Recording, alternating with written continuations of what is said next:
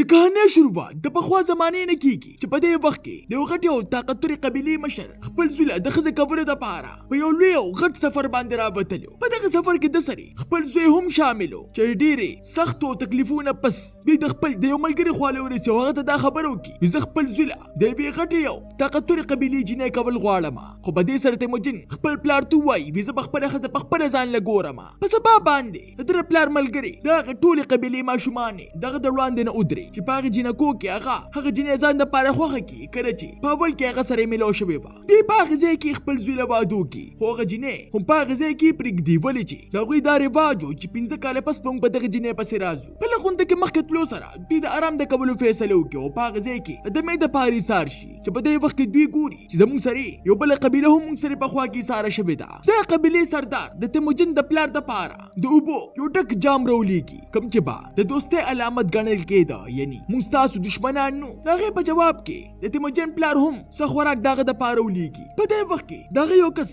د تیموجین پلار ته ووایي ویراکه چې زه پیو دا خوند وګورم دې دپاره چې څه پکې اچولو نه دي. خو تیموجین پلار د هغې قبیلې والا سره دوستي کول غوښتل دی د وجې هغه بغیر د سکلو هغه په یو ساه باندې وڅکي چې څه د وجې په مخکې تلو سره ناڅاپه د تیموجین په پلار باندې څه چیرې شي او هغه د خپل اثر وغورځېږي چې د غورځېدو د وجې هغه هم په هغه ځای کې مړ شي چې په دې سره تیموجین ته احساس وشي چې په هغه پیو کې د قبیلې سردار په اصل کې زخر اچولی و، د کوم چې دا مطلب شو چې دا سازش هغه ته د مخکې نه چا جوړ کړی و. د تیموجین د پلار د مرګ نه پس د تیموجین د قبیلې خلک د خپل سردار لاش هم په هغه ځای کې پرېږدي، ولې چې د هغوی دا رسم و چې ژوندي اوسېدو دپاره موږ له به چېرته بل طاقتور مشر خوښول پکار وي. لکه ورځې پس د تیموجین د پلار چې کوم د ټول نه خاص کس و هغه په پوره قبیلې او د هغوی په ځناورو باندې قبضه وکړي او دا قبیلې ټول په ټوله خلک د ځان سره بل چېرته بوځي چې په دې سره تیموجین مور هغې کس ته ووایي بیا ته چې څه هم کوې دا ټیک نه کوې، یو ورځ خو دې به زما دا زوی غټ کړي او دې به ستا نه دې هر څه بدل اخلي. چې دې په اورېدو سره هغه کس سخت ویرېږي او فیصله وکړي چې زه به تیموجین اوس په دې ځای باندې ختموم.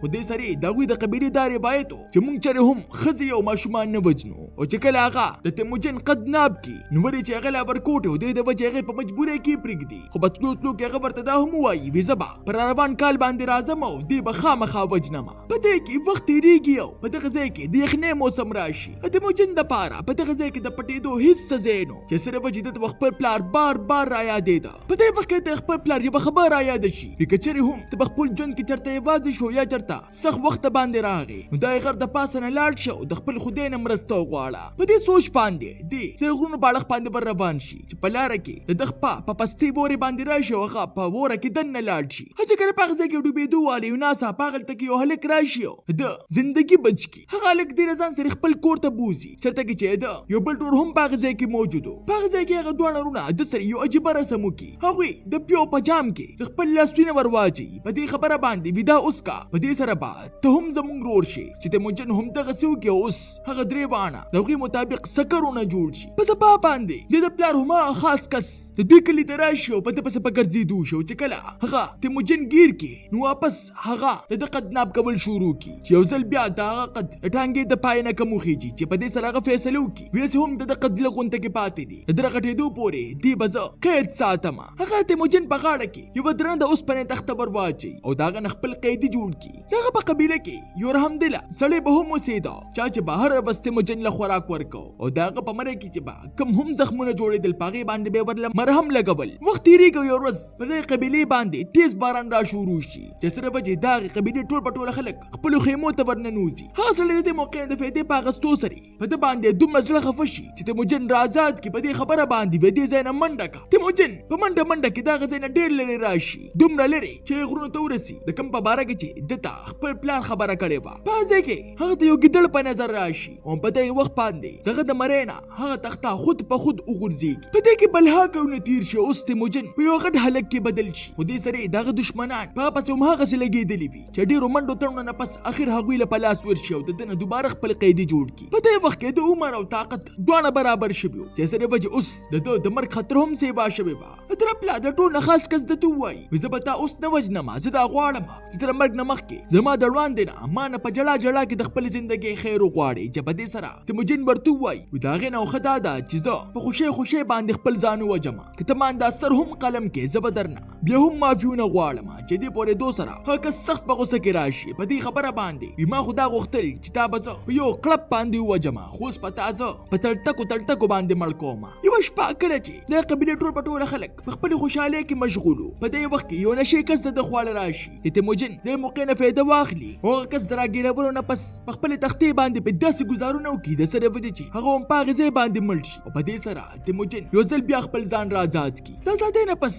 تیموجن ته ټول نه مخکې د خپل خزي خیال راشي د خزي چا سره چې د پور کوټوالي کې واده شوی هغه هغه بس په ګرځېدو کې اخر هغه را معلومه کی چې اوس هغه غټه شوی هم وا او خپل به هم په نظر باندې راتله تیموجن هر ځل سره روانه کیو د خپل مور او د خپل خور خواله را بلی کله چې تیموجن مور خپل زوی ویني نو په دې سره داغه پسترګو کې د خوشاله د لاس اوخ کې راشي د خپل خاندان سره یو سروزي خپه خوشاله او په سکون سره تیرې کی حدود سکون د ډیر وخت پورې قائم پاتې نشي یو ورځ ناڅاپه یو دشمن قبيله د دوی په قبيله باندې حمله وکړي ولې چې د قبيله چې په دې وخت کې کم مشرو د پلار یې دوی د قبيله چې کم سردارو هغه دغه هلک مور راغوا کړي با چې په وخت کې هغه هلک ماشوم او اوس غټ شوی او د بدلی د غستو د پاره دغلته کې په دوی پس راغلو هغه د تیموجن خزه دغه نه راغوا کی او پر راخکلو د دوی د قبيله نه بوزي او ولې چې تیموجن په وخت کې یوازې او دا طاقتوري قبيله مقابله اونکړل شي هغه د مرستې وختو د پاره د خپل رونو خواله لاړ شي د غرونو خواله چا چې دلا په پیو کې وینه ور کړي با او دنه خپل رور جوړ کړو اوس هغه د یو مضبوط قبيله سردار جوړ شوی چې تیموجن هغه ته ټول خبرو کې څنګه ها کسان راغلو زما خزه بوتله پر سره هغه د توای وی قبيله زموږ ډیره طاقتور ده او تیارې د پاره موږ به کم از کم یو کال خامخا پکاري د مهنت شروع کیو په دې کې د میاشتو نه پس پوره یو کال تیر شي چې اوس اخر تیموجن سره د خپل رونو او سره د خپل فوجا د دشمنانو په قبيله باندې حمله وکړي چې د زبردست جنگ نه پس اخر دوی هغه دشمن له شکست ورکړي چې کله په خپل خزي پسې پکړځي دوی شنو خبرتا په وی خیمه کې ملوشي چې په غزه کې د پته هم لګي چې غزالم زما خزي سره واده کړی دی اوس داغه د ماشوم نه جوړېدو والده خو دې باوجود تیموجن هغه راغزه نه راولي ودی چې دغه سره د رښتیانو مینا کوله جنگ نه پس تیموجن په خپل کسانو باندې هغه ټول مال برابر تقسیم کی کم چې غوي ته د قبيله نه ملو شي چې په دې سره خلک هم سخت نه خوشاله شي د کوم بچي چې او پلاران چې په جنگ کې وجلی شي د دې انصاف درهم دله پرې دو سره د دوه قبيلو خلک د سخت متاثر شي او په دې سره د قبيله د نصیبه مضبوطه شي خو دې سره په دغه ځای کې یو بل خطر هم را شروع شي د ترقې پرې دو سره د ضرور د نه پس وزیدو شي یو ورځ د تیموجن خلکو ته خپل ځای کې یو داسې خل په نظر راشي چې دا غوینه اسونه په مخه کړو چې دغه د درولو په دوران کې دا کس چې کله پاغه باندې غشي ورولي نو په دې سره هغه قتل شي او چې کله غوي د غل خاله ورشي نو غل څوک نو بلکې د تیموجن مشر رورو د خبر پورې دو سره د تیموجن رور سخت په غوسه کې راشي او هغه د دنه د بدل د غستو د پاره د نورو قبيلو سره لاس ملو کې د پاره چې د پاغه باندې وداسه حمله وکما چې دا هر صبر لتس نس کما تیموجن ته هم دا پته با وی کچره ما سره جنگ شروع کو نه زید هغه نه چر هم نشم غټلې د وجهه د خپل قبيله ټول خزي او ماشومان محفوظ زیته بوزي او په خپل باندې سر د خپل کسانو میدان ته ورکوس شي د دې دوه ترمنځ نه یو مضبوط جنگ وشي چې پس کې تیموجن شکست اخري او دا غرور هغه قید کی خو یې نه وزني ولې چې اوس هم هته بداس لګیدل چې دا زما خپل سکر ور دي لغون د وخت پس دا غرور په د باندې ظلمونه کول په ځای باندې په وی بل قبيله باندې برخص کی چې دا قبيله والا خلک تیموجن خار ته بوزي او غلطه کې د خرڅولو د پاره په بازار کې نه او غلطه کې موجود ټول خلک د دراغستونه انکار وکي او چې کله په غزه باندې یو باچا تیریږي نو دا غدي خوښ یو دی په ګران قیمت باندې واخلي هغه چې کله دی ځان سره خپل ځای د بوزي نو غلطه کې په یو پنجره کې د قید کورونه پس په یو کلو میدان کې کېږي د پاره چې خلک راځي او په د پس ټوکی کوي چې واقعي تیموجن په غزه کې د خلکو د مشغوله یو وزریه جوړ شي په دغه وخت کې یو بزرګ یو نیک انسان د خواله راشي او دنه معافي غواړي وزه په خپل هم ستاره معافي غواړم او د خپل خلکو د پاره هم هغوی نه پويږي چې په دې سره تیموجن ورته وایي زما به یو کارونه کې د انسان بل زه تر مرګ پورې نه کما دا راکټ واخلو دا زما خزه ته ورسوه د تاسو سره دا وعده کوم چې زه بچری هم ستا خلکو ته نقصان اون رسوم چې په دې سره هغه بوډا سړی سره د لاکټه په لوی سفر باندې روان شي چې په صحرا کې د ګرمۍ د لاسه د بیوشکې دونه پس هم په غزه کې مړ شي خو په قسمت سره بیا هم هغه لاکټ د خزه د بورته لاسو ته ورسي بورته ته چې کړه دا پته ولګي چې ما خاون تیموجن لاس هم جن دی نو په دې سره هغه د مغ سره په خپل خاون پسې بګرځي دوشي چې اخر هغه هاي خار ته ورسي په کوم ځای کې چې خرڅ شوی هغه په غزه کې شپې په وخت کې یو سپیل رشوت ورکړي او تیموجن هم په هغه باندې آزاد کی چې تاسو نه پس بس تیموجن ته دا پته ولګي چې اوس خو زما